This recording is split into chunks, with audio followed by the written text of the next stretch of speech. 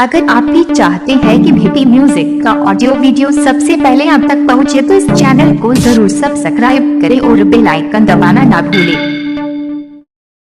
DJ Ranjan Raja 12 Jairam 9798038296 Suraj DJ Shahbazpur. DJ Ranjan Raja 12 Jairam 9798038296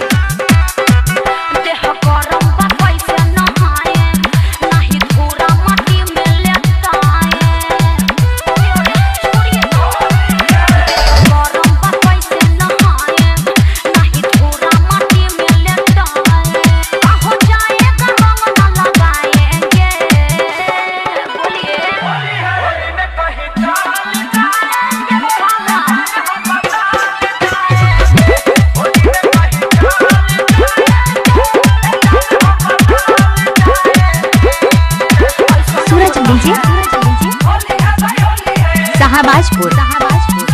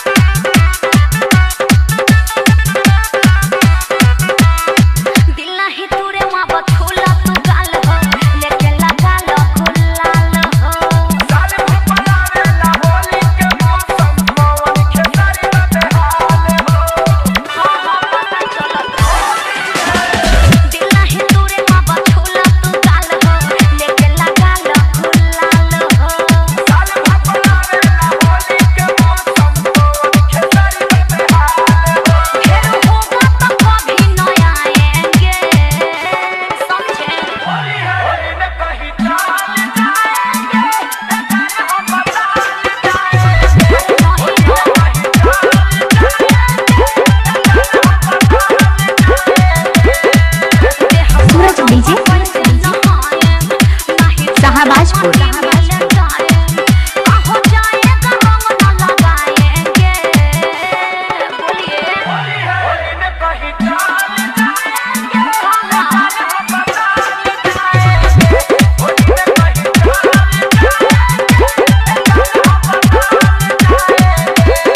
DJ Ranjan Raja 12 Jairam 9798038296।